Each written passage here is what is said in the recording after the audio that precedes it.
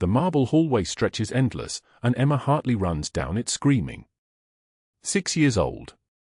Pink jacket with one missing button. Blood dripping from her small forehead where it struck the closet door frame. Her voice echoes off the walls of the Blackwood Hotel's penthouse like a siren no one can silence. Aria does not think. She moves.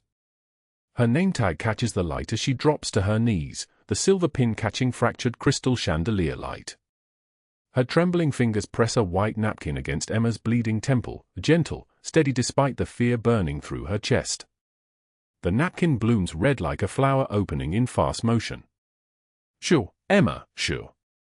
You are safe now. You are safe. Aria's voice trembles like a candle in the wind, but her hands stay firm on the little girl's face. Nobody is going to hurt you anymore. I promise. Emma sobs, gasping for breath between words. He locked me in the closet. The bad man locked me in the dark. I could not breathe, Aria. I could not breathe. I know, sweetheart. But look at me. Look at my eyes. You are breathing right now. Can you feel that? That is breathing. You are safe. 15 feet away, in the doorway of the adjacent conference room, Giovanni Castelliano freezes mid-sentence. He is 6'3". Built like a man who learned violence before he learned to read. His tailored suit costs $3,000, black as midnight, with an open white shirt showing the muscled landscape of his chest. Silver rings sit heavy on his fingers. A scar runs from his left eye to his cheekbone, precise as a blade cut. His dark eyes are watching the young woman on the marble floor. His eyes do not move away. Bruno and Pietro flank him, hands hovering near the weapons concealed beneath their jackets. They exchange a look, confused, uncertain. Their boss does not stop mid-negotiation. Their boss does not stop for anything. But he has stopped. He is absolutely still, like a predator recognizing something in the grass. 3 rival family heads stand across the conference table, watching this strange frozen moment. They sense the shift in the room's temperature, the way the air has changed. The October wind howls against the floor-to-ceiling windows. Dry. Bitter. Rattling the glass like something trapped and desperate to escape. 20-foot ceilings soar above them. Crystal chandeliers throw fractured light across Italian marble floors that cost more than most people's houses. Armed guards stand stationed at every exit, security cameras blinking red like watching eyes in the corners. Aria looks up. She meets Giovanni Castelliano's stare across the massive room. Time compresses into a single moment. A moment that feels like a lifetime passing in 3 seconds. He is looking at her the way a man looks at something he recognizes. Not her face. Her courage. The way she dropped to her knees for a stranger's child without hesitation. Without calculation. Without fear. Emma's breathing finally slows. The little girl clutches Aria's uniform with both fists, leaving small bloody handprints on the fabric. The ambulance is coming, one of the guards says quietly into his radio. His voice sounds far away. But Giovanni does not hear the guard. He is still watching her. The rival bosses turn to see what has captured Castelliano's attention. Their eyes land on the woman in the simple hotel uniform, the one with the bleeding child in her arms, the one who is nobody important, nobody powerful, nobody who should matter in this world of men in suits and weapons and money beyond comprehension. And yet something has shifted. Something ancient and protective ignites behind Giovanni's eyes. Before we continue, drop a like if this story hits you. Share it with someone who needs to hear it and subscribe so you do not miss what is coming tomorrow. Now, let us go back to the beginning to understand how Aria Hartley ended up in that mansion with $5 in her pocket and 14 days before losing everything. 14 days earlier, the alarm on Aria's phone buzzed at 4 in the morning. The sound came like a blade through the darkness of the tiny apartment she shares with her mother. 4 rooms. Water damage on the ceiling spreading like a dark stain. The radiator clanking all night, metal on metal, a sound like a dying animal. She did not turn on the light. She knew the apartment too well in the dark. The creaking floorboard by the kitchen. The bucket under the leak that needed emptying every 6 hours. The way the sink dripped one drop every 3 seconds, a rhythm she had learned to sleep through. Aria climbed out of bed and felt the cold floor beneath her feet. 27 years old but looking decades older. Her hair was dark brown, pulled back in a braid that had started to come loose while she slept. Her eyes were green but exhausted, the kind of tired that sits deeper than sleep can reach. She wore a white sleep shirt with a stain she could not afford to treat. She walked to the kitchen and opened the drawer where she kept her money. $5. 2 single bills and 3 coins that added up to nothing.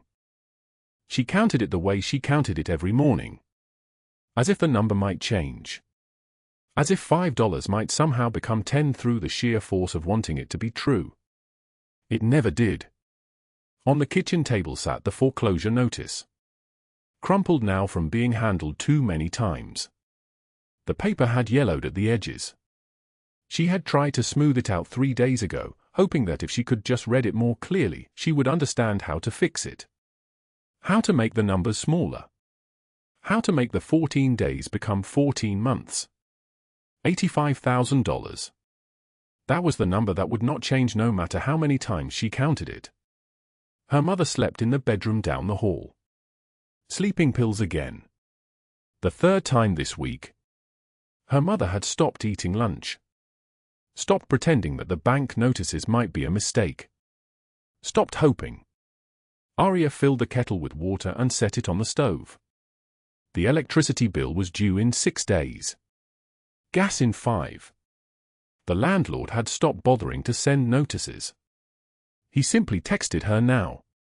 Numbers. Dates. Threats written in lowercase letters as if informality made the cruelty somehow more acceptable. She made coffee from grounds she had already used once. The flavor was pale. Almost water. But it was warm and it filled her stomach and convinced her body for a few minutes that breakfast had happened. Her phone buzzed. A text from Douglas Hale, the manager at the Blackwood Hotel where she worked double shifts, 6 days a week. The message said, "Need you at 6. 3 parties checking in." You know how it is. She knew exactly how it was. The Blackwood Hotel was where she made $8 an hour plus tips. Except Douglas Hale collected the tips. He collected them every night, taking them from the servers and depositing them into an account that did not exist and telling them it was policy. When Aria had asked why the policy was not posted anywhere, why she had not signed anything authorizing him to take money that customers had handed directly to her, Douglas had smiled. He was a man of 52 years, thin like a knife. His hair was slicked back with something that made it shine. His eyes were colorless, like looking into a glass of water with nothing in it but water. He wore the same suit every day, navy blue, with a white shirt that had started to yellow at the collar. When he smiled, his teeth showed too much. "You have a problem with how I run this hotel?" he had asked. She had not answered. "Because I could make sure you never work in San Francisco again," he continued. "I know every manager in this city. Every single one. You understand me? One word from me and you are done. You will be out on the street faster than you can process what happened. So when I ask you if you have a problem with how I run things, the answer should be no." The answer had been no. She had swallowed the words like they were glass and smiled and said no and thanked him for the opportunity. Now she set down her pale coffee and texted back, "I will be there." 6 o'clock in the morning meant she had 2 hours. 2 hours to shower in water that took 10 minutes to warm up. 2 hours to put on the uniform, black pants, white shirt, black vest, and style her hair into something that looked like a woman trying instead of a woman drowning. 2 hours to look presentable to people staying in rooms that cost more per night than her entire monthly rent. She showered in the dark. Not because of the time but because the light bill. She knew the shape of her own body well enough in the darkness. The sharp angle of her collarbones. The scars on her wrists from the accident 5 years ago. The way her ribs showed through her skin like she was a sketch someone had not finished drawing. The water was cold when it came. cold when it went away. She stood in the kitchen doorway and looked at her mother's closed bedroom door. She could hear the television still on inside, volume low. Her mother watching the news even though they could not afford it, just to hear human voices in the apartment. Aria left a note on the kitchen counter. There is bread in the freezer. There is milk. I will be home at 11 tonight. I love you. The bus stop was 2 blocks away. She walked through streets that were still dark, October air cutting through her thin uniform jacket like a blade wrapped in ice. San Francisco at dawn looked like a city that had given up on itself. Storefronts with plywood windows. Storefronts that had never opened at all. A man sleeping under newspaper in a doorway.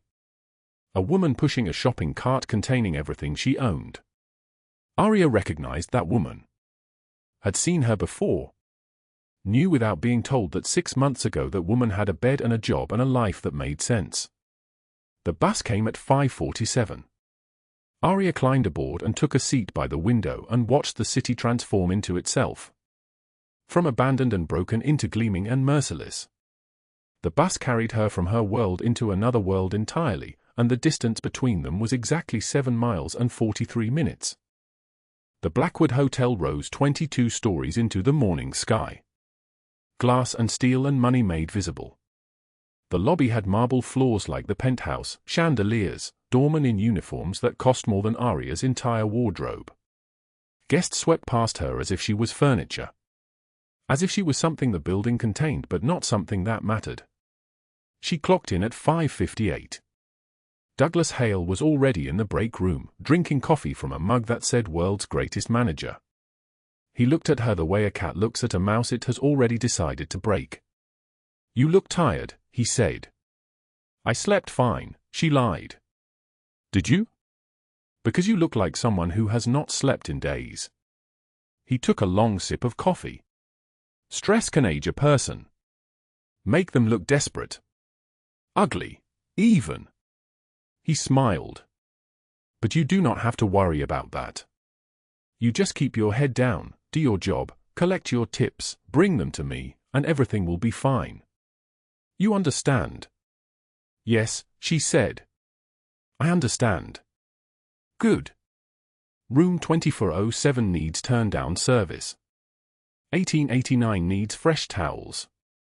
And the penthouse suite is expecting a guest tonight. Very important guest. You will be serving him dinner." "And Aria?" She waited. "Do not disappoint me. Do you understand what happens when people disappoint me?" She did understand. She had watched what happened. The morning passed in the blur of 12 rooms and 3 floor cleanings and a guest who complained that his eggs were too yellow. She smiled through it. She apologized for the eggs as if the color was her fault. She accepted a $2 tip and surrendered it to Douglas Hale at the end of her shift. That $2 was meant to pay for lunch. She had lunch anyway, which was the last 2 bites of a sandwich a guest had left on the room service tray. She ate it standing in the kitchen where no one would see her. The bread was expensive. She could taste that. It was white bread, the kind her mother used to buy before the world broke. At 6 o'clock, she put on her server uniform again. Black pants, white shirt, black vest. She pinned her name tag to her chest and checked her reflection in the employee bathroom mirror. The woman looking back at her had dark circles under her eyes. She had a cut on her lower lip where she had bitten it too hard. She had the expression of someone about to walk into something she could not walk out of. But she walked forward anyway.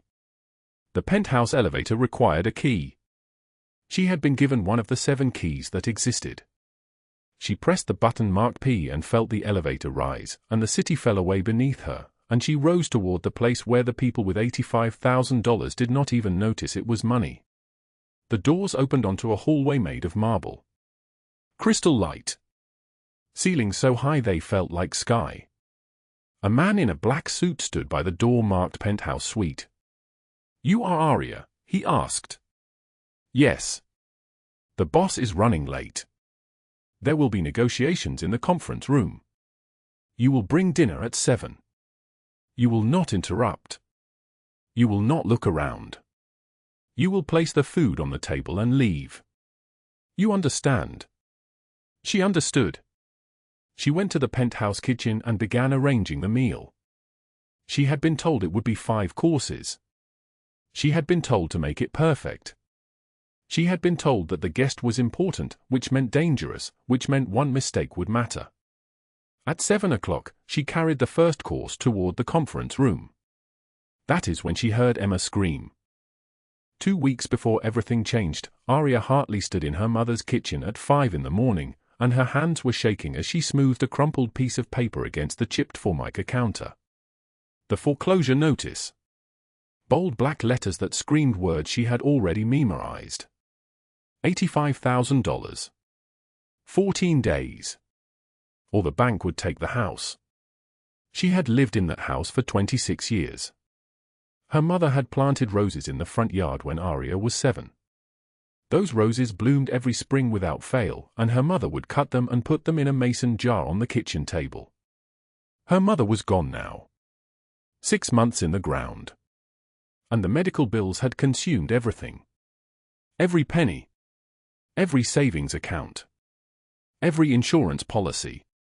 There was nothing left but debt and a deadline written in stone. Aria opened her wallet. 3 $1 bills. 2 $5 bills. 67 cents in coins scattered across the worn leather. $5.67. That was the entirety of her existence reduced to a number. She closed the wallet. She put her face in her hands and sat like that in the grey pre-dawn light, breathing, trying to remember how to survive. The converted closet where she slept was 6 feet wide and barely tall enough to stand in. A twin mattress lay directly on the floorboards of the Whitmore family estate where she worked as a nanny. The closet had been a storage room before Mrs. Whitmore decided it could become Aria's bedroom. Her clothes hung from a tension rod that stretched corner to corner. Emma's drawings were taped to the walls. Emma was 6 years old. She drew with the kind of wild hope that children possessed before the world taught them to be afraid. Stick figures holding hands. Houses with impossibly blue roofs. A sun with rays that looked like arrows.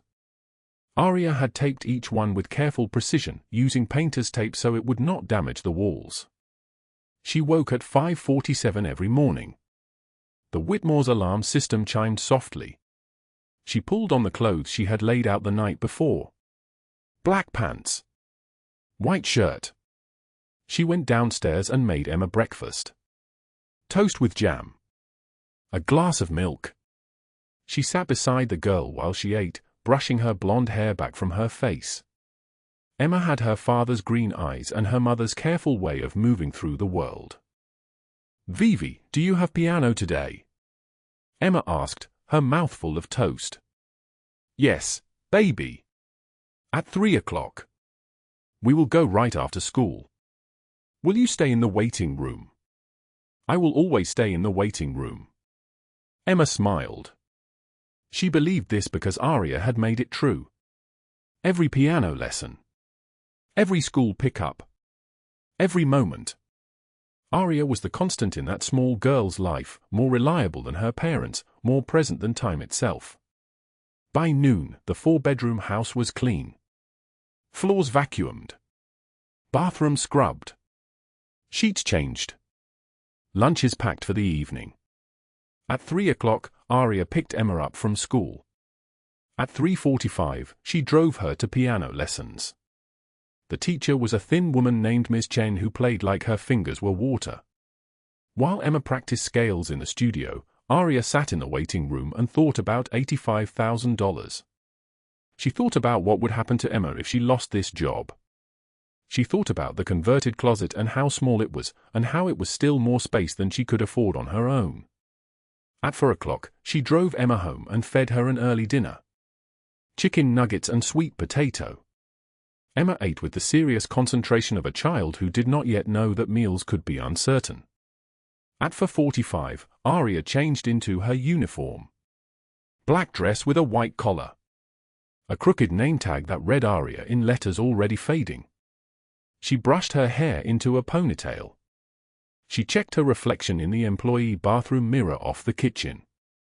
The woman looking back had dark circles under her eyes that no amount of sleep could erase. She had a cut on her lower lip where she had bitten it too hard during her shift the previous night. She had the expression of someone who was drowning very quietly, making no sound, disappearing in plain sight. "Take care of yourself," she whispered to the mirror. It was something her mother used to say. She took the bus to the Blackwood Hotel at 5:15. The bus was crowded with people heading toward the evening. Construction workers. Other servers. A woman holding a violin case. The bus smelled like diesel fuel and unwashed bodies and the particular sadness of people working jobs they did not choose. The hotel rose 23 stories into the San Francisco sky. Glass and steel and a marquee that glowed against the gray October afternoon. She clocked in at 5:50. She collected her server pad and her pens. She tied an apron around her waist. She went to the service hallway on the third floor and began mentally preparing herself for 8 hours of invisibility. That is when Douglas Hale stepped out of the employee break room. He was 38 years old. He had the build of a man who had been athletic once and then stopped moving, letting his body thicken into something bloated and powerful. His hair was dyed black. His cologne arrived before he did, a suffocating wave of artificial musk that made her throat constrict. He was the evening manager of the hotel. He had worked there for 12 years. He owned a small condominium in the Marina district. He wore a wedding ring. His wife's name was Sharon. They had no children. He stepped directly into her path.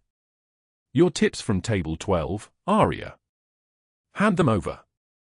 She had been carrying them for 10 minutes, mentally dividing them into portions. $5 for the bus. $2 for emergency funds. $12 for Emma's school supplies. $30 for food. $47 total. More than a week of survival. "I earned those tips," she said, and her voice was barely a whisper, like a candle in the wind. "You want to keep this job?" He stepped closer. His shadow fell across her. "You want me to call the Whitmores and tell them you have been stealing from guests? I have security footage. I can edit it any way I like. You will be unemployed by the end of the hour. Do you understand what I am telling you?" She understood. She handed over the bills. They were still warm from her apron pocket. He unfolded them and counted them slowly, making her watch. 1, 5, 10, 20, 30, 45, 47. "Thank you," he said. "You are so helpful, Aria. So cooperative." He walked away whistling. The sound of it echoed down the service hallway like a knife wrapped in cruelty. She did not cry. Her tears had dried up somewhere on a Greyhound bus 6 months ago when she was fleeing from a life that had ended. She stood in the hallway and felt nothing. Felt everything. Felt the specific cold that comes from being powerless in a room with someone who enjoyed it. At 8 o'clock, she was in the penthouse lounge delivering champagne when she first saw Cordelia Blackwood. The woman was 53 years old. She had silver hair styled in a way that cost money. A pearl necklace. An ice blue suit that matched her eyes. She sat in a leather chair overlooking the city, and she was watching Aria work with the kind of focused attention usually reserved for hunting. Cordelia owned 40% of the Blackwood Hotel. Her nephew was Douglas Hale. This meant she owned him.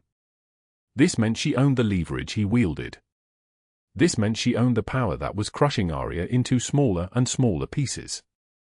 When Aria finished cleaning the glasses from the bar, Cordelia lifted her champagne flute. "Such a sad little thing," Cordelia said. Her voice was like ice cubes clinking in a glass. "Working so hard. I wonder if you know that Douglas is my nephew. I wonder if you know that with a single phone call, I could end you entirely. Remove you from this city. Remove you from this job. Remove you from everything you have built. I wonder if you understand that I decide whether you matter." Aria did not respond.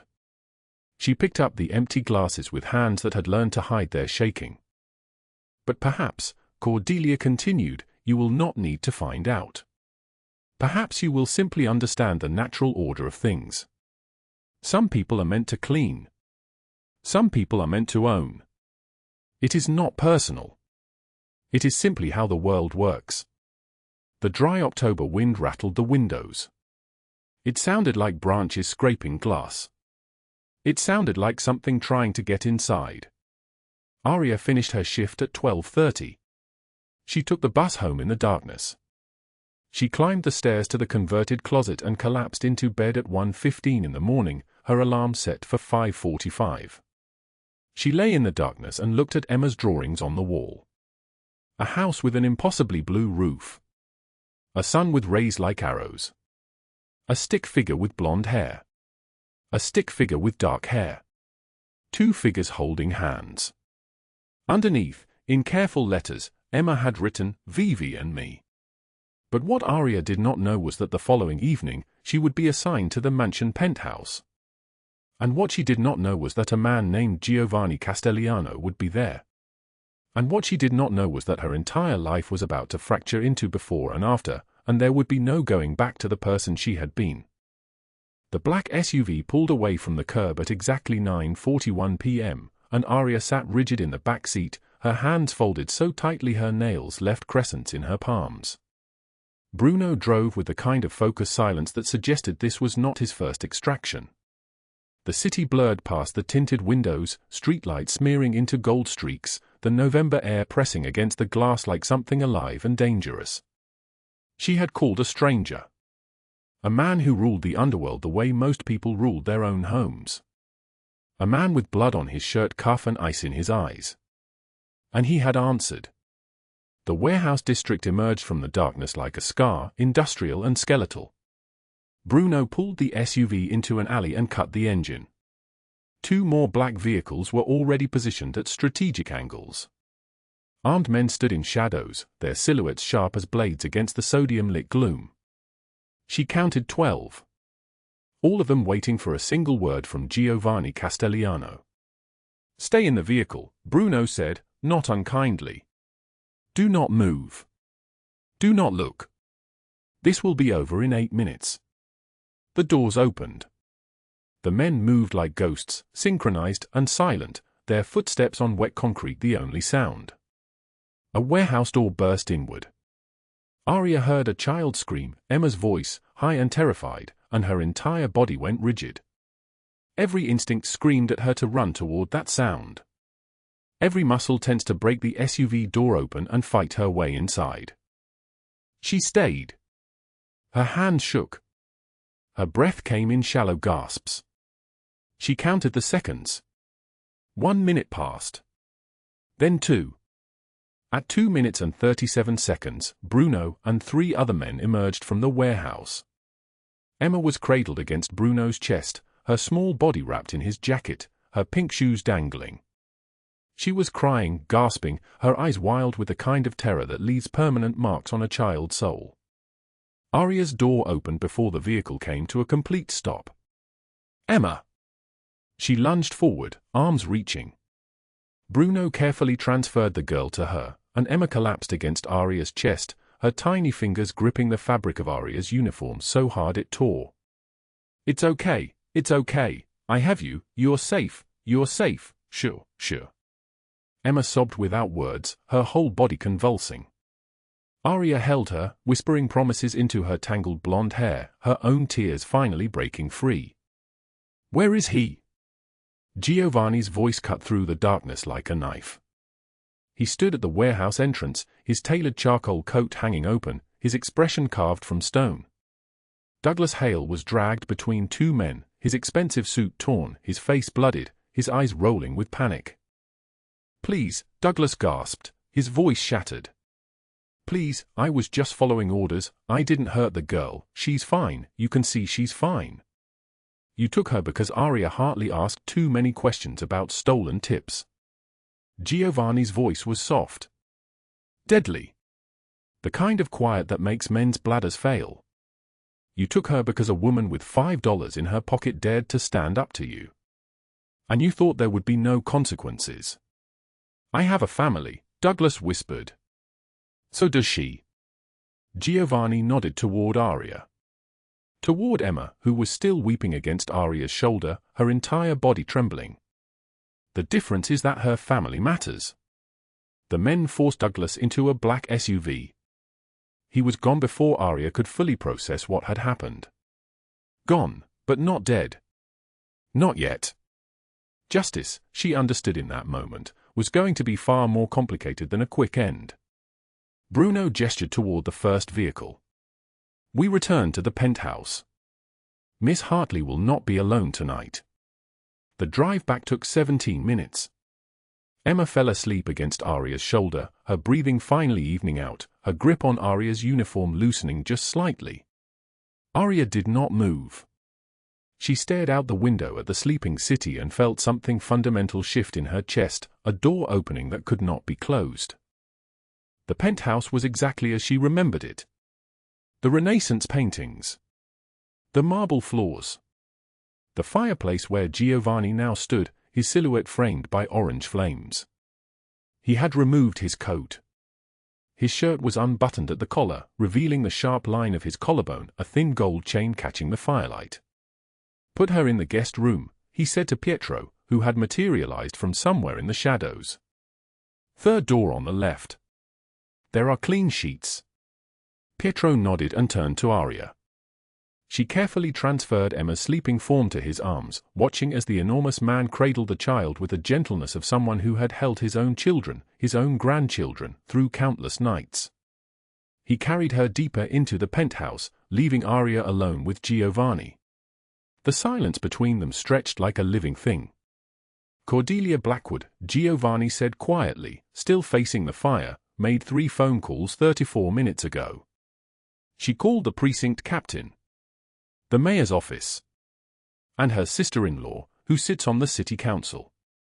He turned to face Aria, and his dark eyes held hers with an intensity that made breathing difficult.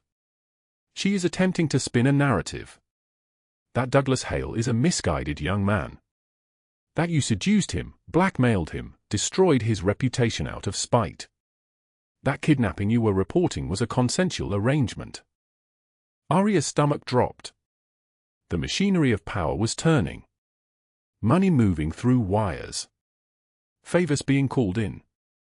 The kind of slow, systematic destruction that leaves no visible marks. She's lying, Aria said, her voice barely audible. Yes.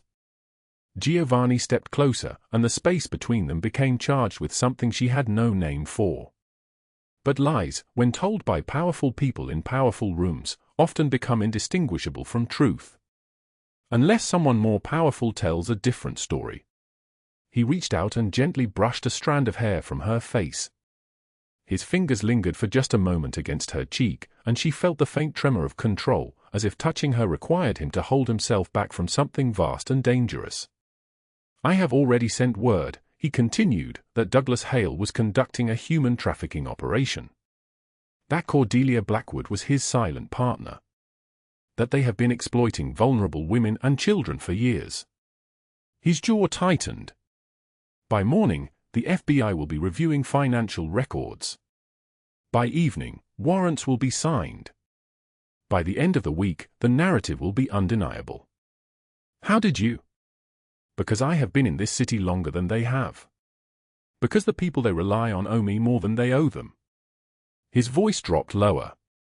And because when you called me, something shifted. Something I had convinced myself was buried a very long time ago. He stepped back, creating distance, as if proximity to her threatened something he could not afford to lose. You will stay here tonight, he said. You and Emma. The guest wing is secure. No one enters without my approval. In the morning, the Whitmores will come for Emma. They will understand that she was found and that you saved her. By next week, when the story breaks publicly, there will be no doubt who the hero is and who the monster is. And Cordelia? Aria's voice was small. We'll watch everything she built collapse. Her reputation. Her connections. Her ability to move through this city without people recognizing what she is. Giovanni turned back to the fire. Some kinds of death take longer than others, Aria Hartley. And some kinds of suffering leave deeper scars than any blade ever could. The rain began then, sudden and violent against the penthouse windows. It sounded like something being torn apart. Like judgment falling from the sky. Like the universe itself was responding to the moment Aria had stepped outside the lines drawn for women like her. She stood in that firelit room, understanding finally what it meant to have someone stand beside you. Not because you earned it. Not because you deserved it. But because he had been that small, terrified child once too, and he had sworn, to himself, to whatever remained of his conscience, that he would never allow that suffering to happen again. "Thank you," she whispered. Giovanni did not turn around. But his shoulders stiffened, just slightly, and his hand moved to the mantel, gripping the marble edge as if it were the only thing keeping him anchored to the ground. "Go to her," he said quietly. "She will wake up frightened. She will need you." Aria left the room, but she felt his eyes on her back, burning like fire, like a question he could not ask and she could not answer, not yet, not while a child in the next room was still learning what safety felt like again. 45 minutes later, the penthouse door opens and Bruno carries Emma through the threshold, wrapped in a cream-colored blanket that swallows her small frame. The 6-year-old's eyes are red and swollen, her breathing still jagged, but she is alive. She is safe.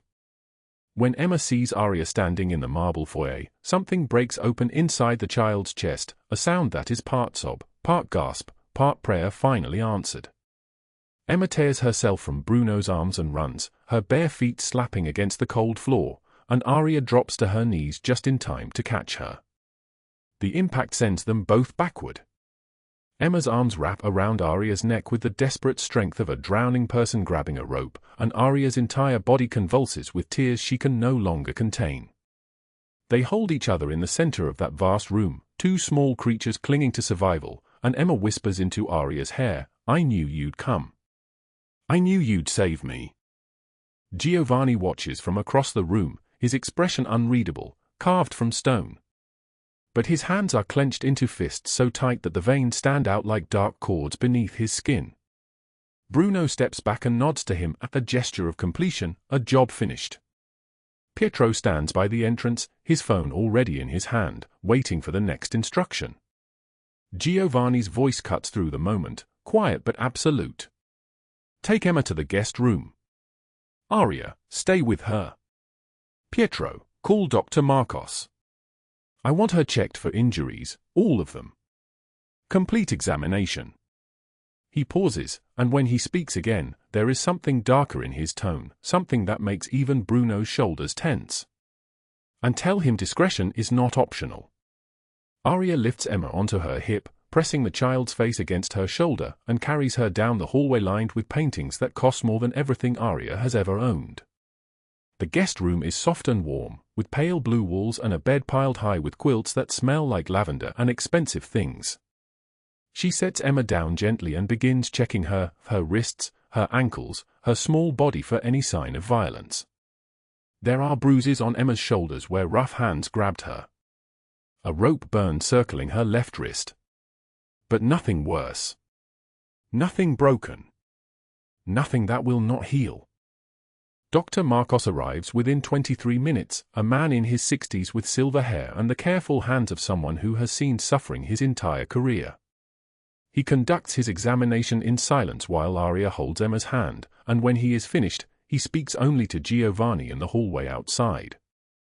Aria hears fragments through the door: "No sexual trauma, dehydration, psychological evaluation recommended," and she sinks onto the bed next to Emma, breathing for the first time in what feels like days. Then Giovanni's phone rings. The sound cuts through the penthouse like a gunshot in silence. Aria watches from the doorway as Giovanni answers, his face remaining perfectly still as he listens. 30 seconds pass. 40. His jaw tightens. His free hand opens and closes into a fist. When he speaks, his voice is controlled, lethal. "I understand." He hangs up without saying goodbye. He turns to Aria, and what he says next hits her like a physical blow, like a blade wrapped in ice, like the final door closing on the only life she has ever known. Cordelia Blackwood just called the Whitmores. She sent them footage, fabricated security footage from the hotel, showing you stealing thousands of dollars. She told them you've been embezzling for months. She also told them that you're a danger to children. That you sold information about Emma to the Costianos in exchange for money. That you orchestrated this entire kidnapping yourself to. He stops. He does not need to continue. Aria's face has already collapsed. The Whitmores have fired you. They have already signed a statement refusing to provide references. They are filing a restraining order preventing you from contact with Emma. Cordelia is pressing charges for theft. She is also filing a permanent restraining order with the court, prohibiting you from working with children anywhere in San Francisco. The paperwork goes to a judge at 8 a.m. tomorrow. By 9, you will be legally banned from the only work you have ever done. The words fall into the space between them like stones into a dark well. Aria cannot feel her legs. She cannot feel her hands. She can only feel the bottom dropping out of her world, falling into nothing. No job. No references. No way to work with children ever again. Emma will be taken from her. The house will be seized in 11 days. She will be homeless. She will be unemployable. She will be invisible again, but this time with a criminal record attached to her invisibility. A mark that says danger, says untrustworthy, says don't hire her, don't speak to her, don't come near her. The October wind howls outside, bitter and dry, rattling the windows with the fury of something trying to break in. Or break out. Aria walks to the balcony and steps outside into the cold night air. The city sprawls below, San Francisco spread out like a circuit board of light and shadow, indifferent and endless. She grips the railing with both hands, her breath visible in the freezing air, her entire body shaking like something that has been broken and glued back together too many times. She stares down at the street 20 stories below. The lights blur through her tears. She is so tired. Tired of fighting, tired of losing, tired of being crushed beneath the weight of people like Douglas and Cordelia who take and never face consequences. Her fingers tighten on the cold metal railing. What is the point? Emma is safe now. That is all that matters. Aria can disappear. She is good at that. She has been invisible her whole life. The wind cuts through her thin uniform like knives. Her hands are numb. She closes her eyes. Then she feels it, a tiny piece of paper in her pocket, crumpling against her hip. Emma's drawing from this morning. A crayon picture of 2 stick figures holding hands under a rainbow. The words scrawled in purple, shaky and innocent, Aria and me forever. Aria's eyes snap open. Emma needs her. Not for 2 more hours. Not for a week. Forever. A child who has been torn away and brought back, who has learned in 6 years that the world is sharp and dangerous, needs Aria Hartley to be her anchor. Needs her to stand up and fight. Needs her to refuse to disappear. Aria steps back from the railing, turns around, and walks back inside. Giovanni stands in the doorway. He saw everything. He watched her knees buckle at the railing's edge. He watched her consider the fall. His expression is not shock or judgment. It is understanding. It is the look of a man who has stood at his own edges, who has felt the pull of oblivion, who knows exactly how close she just came to being lost. I won't let them destroy you, he says quietly. His voice is deep and solid like an oath. I don't need saving, Aria says, her voice steady now, rebuilt from the rubble of her despair. I need justice. Giovanni's smile is sharp and predatory, the smile of a man who has just been given permission to do what he was born to do. Then you'll have it. He makes 3 phone calls. First, to his contact at the FBI. Douglas Hale. Human Trafficking Network. Blackwood Hotel Warehouse.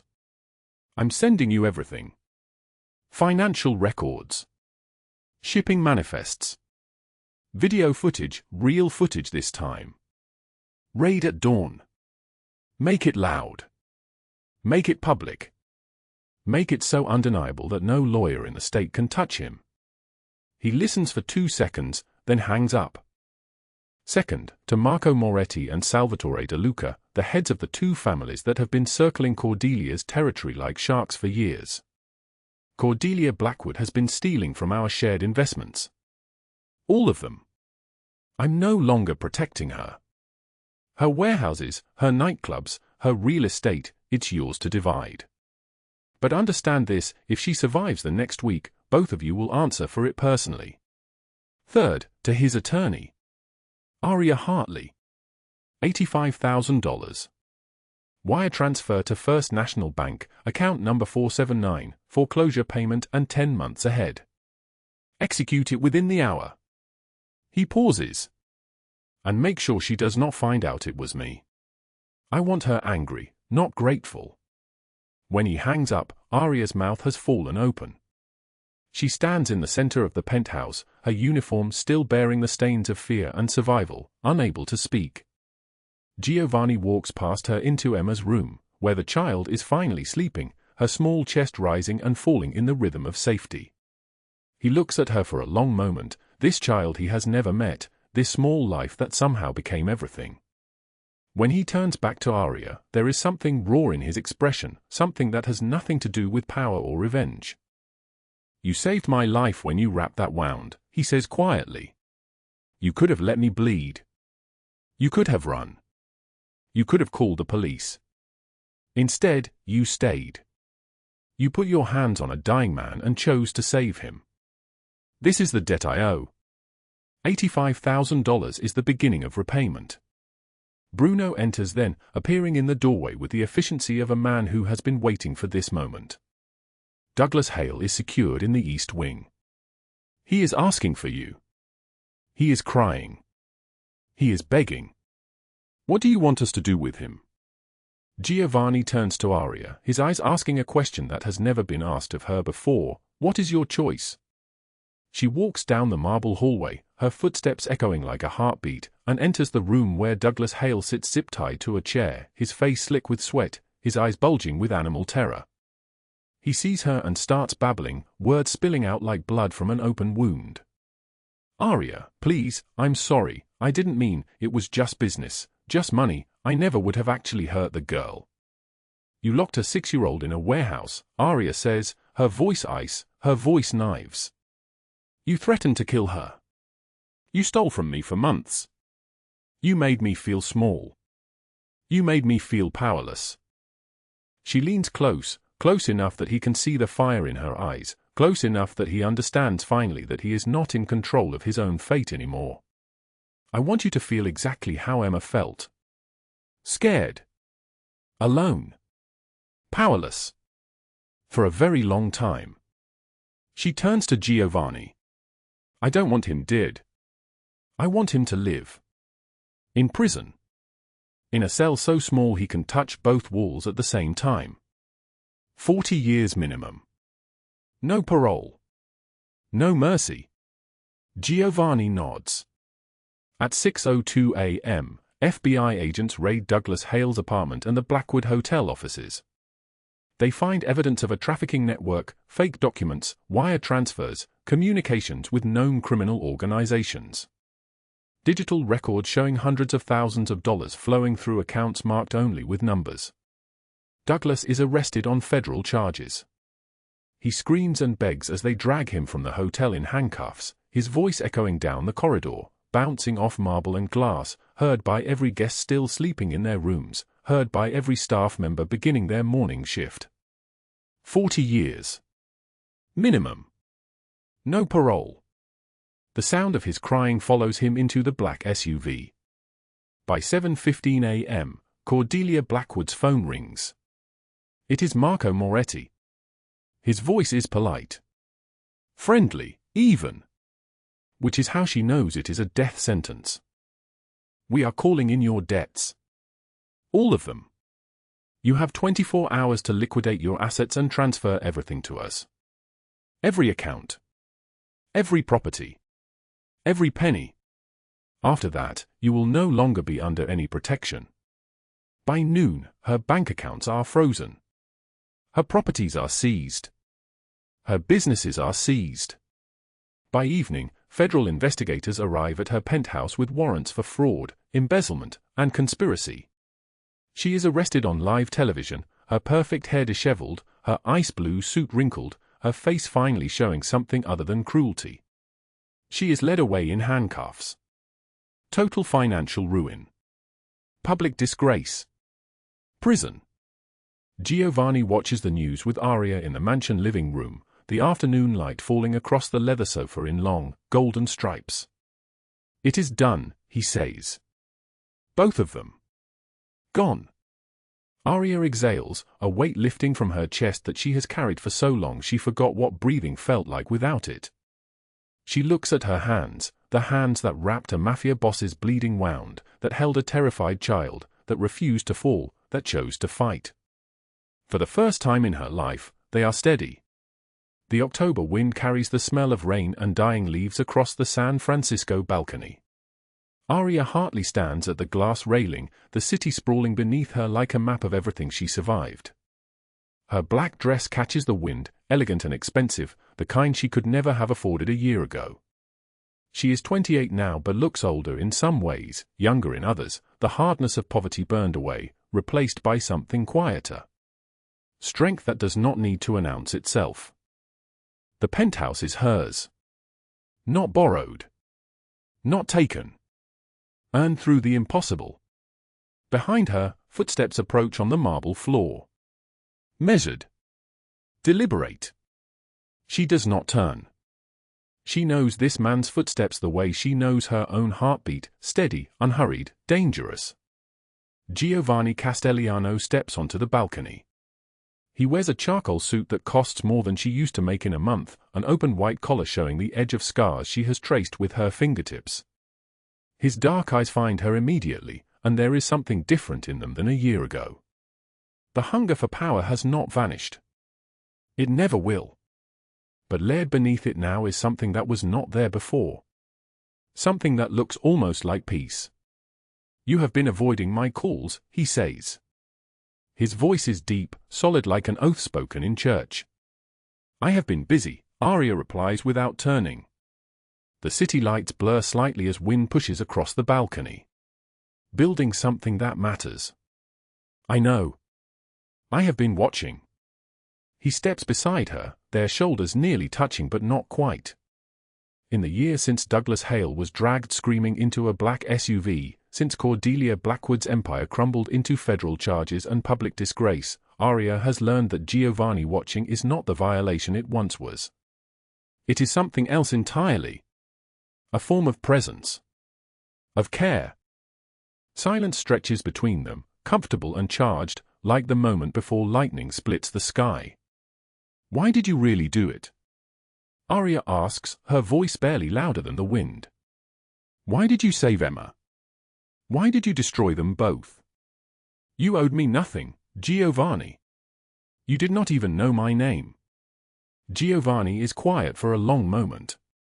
When he speaks, his voice carries a rawness that his men have never heard. Bruno and Pietro, waiting in the foyer downstairs, would not recognize this tone. It is a voice stripped of authority, of calculated threat. It is the voice of a man telling the truth he has carried for 43 years. "When I was 9 years old, I watched my father beat my mother unconscious," he begins. His hands grip the railing with such force the metal seems to bow beneath him. "Her blood was on our kitchen tiles. I called the police. They came, looked around our basement apartment, saw my father's connections, his money, his power. And they left. They left us there. I was just a kid from the tenements that nobody believed, that nobody cared about." He turns to face her, and his eyes are glistening. Not tears. Not yet. But the warning of them. "The next day, a man came to our door. His name was Vincent Moretti. He was a capo in the family that controlled our neighborhood.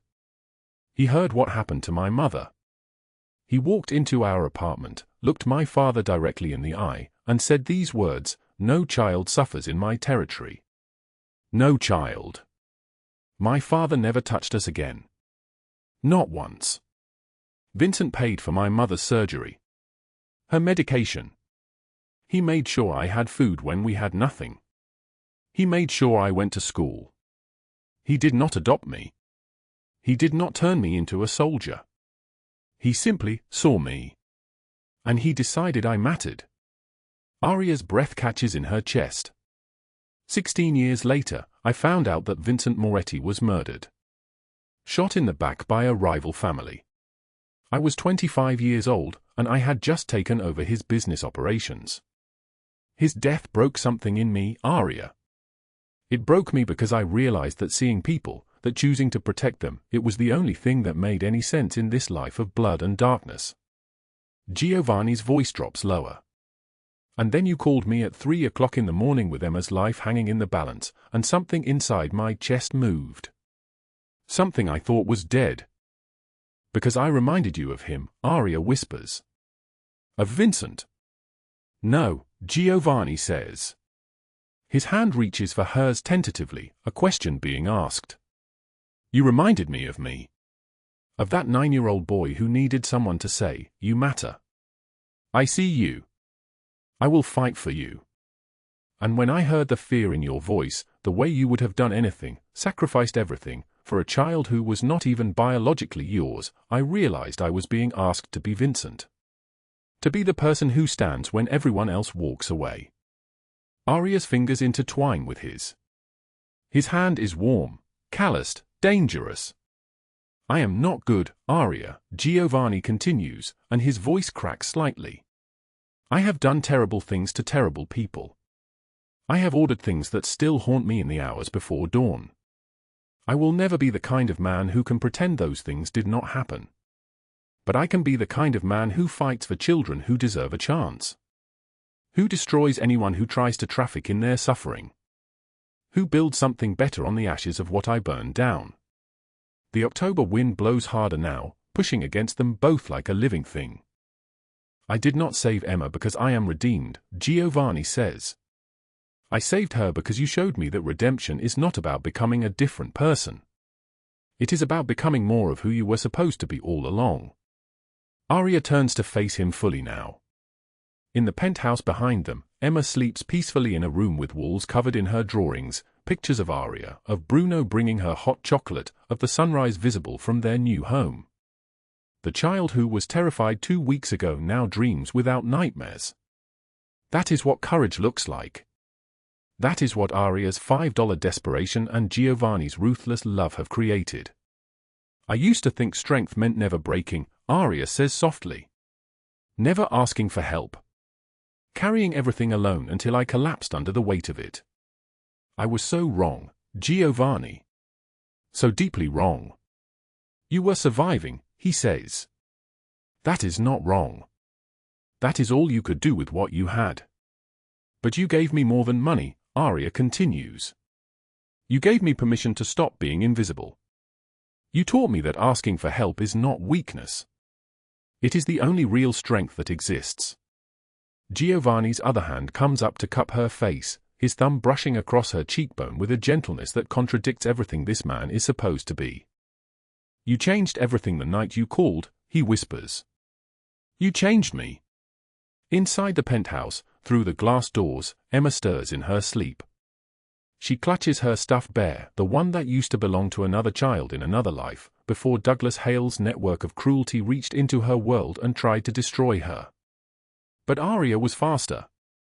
Aria called the one person whose darkness could swallow other darkness whole. Come inside, Aria says. She has been asking when you would read to her again. At 10 p.m. Giovanni checks his watch, a gesture so ordinary it breaks something in him. It is late. She does not sleep well without knowing you are here, Aria says. She asked me yesterday if you would still come if she was scared. I told her yes. I told her that you always come. Giovanni closes his eyes briefly. When he opens them again, something fundamental has shifted in his expression. This man who ordered 40 people eliminated in a single night, who moved through San Francisco's underworld like wind through a graveyard, has been undone by a 7-year-old child who needs him to read bedtime stories. They walk inside together, their hands still linked. Emma is awake now, sitting up in her small bed, her eyes red from crying. When she sees Giovanni, she does not flinch. She holds out her arms. "I had the bad dream again," Emma says, her voice small and cracking. "The one where nobody comes." Giovanni sits on the edge of her bed carefully, as if the mattress might shatter under the weight of him. He gathers Emma into his arms, and she buries her face against his chest. "I am here," he says into her hair. "I will always come. Do you understand? Always. Even when I am scared." Emma asks. "Especially when you are scared," Giovanni says. "Scared children need protection. And I am very good at protecting people." Aria stands in the doorway, tears sliding silently down her face. This is not the man she met a year ago. Or perhaps it is exactly that man, finally permitted to become what he was always meant to be. A protector. A father figure to a child who has known only cruelty. A man who looked at a woman with $5 and decided she was worth reshaping his entire life for. Giovanni opens his book, a children's story about a girl who was lost and found her way home, and begins to read. Once upon a time, his voice rumbles through the quiet apartment, there was a girl who thought she was invisible. But she was wrong. She was the strongest person anyone had ever known, and everyone who met her had to choose, would they see her for who she really was, or would they pretend she did not exist? Emma's eyes close as his voice continues, the familiar cadence of stories pulling her toward sleep. Aria watches from the doorway, understanding that this moment is sacred. This is what strength built. This is what happens when someone chooses to fight when fighting seems impossible. The October wind outside continues to blow, but it no longer sounds like a knife wrapped in ice. It sounds like possibility. Like a second chance. Like the sound of someone finally being allowed to come home. By the time Giovanni finishes the story, Emma is asleep, her hand still curled around his sleeve.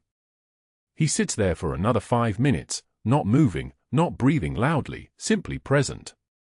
When he finally stands, Aria is waiting in the hallway. "Thank you," she says. "For what?" Giovanni asks. "For seeing me when I was invisible. For deciding that I mattered." Giovanni pulls her close, his hand cradling the back of her head. "You always mattered, Aria. The world was just too broken to recognize it." And in that moment, with the city lights bleeding through the windows and the October wind carrying away the last of the storm, something settles inside both of them. Not an ending. A beginning. If this story moved you, if you felt the weight of Aria's courage and the power of Giovanni's redemption, hit that like button. Share it with someone who needs to hear that they are stronger than they think. Subscribe because tomorrow we have another story about ordinary people who found the courage to change everything. And remember, the storm will pass, and you are far stronger than you think. What would you have done in Aria's situation? Drop a comment. I read every single one. Thank you for being here with us. Now go watch the next story. We will see you tomorrow.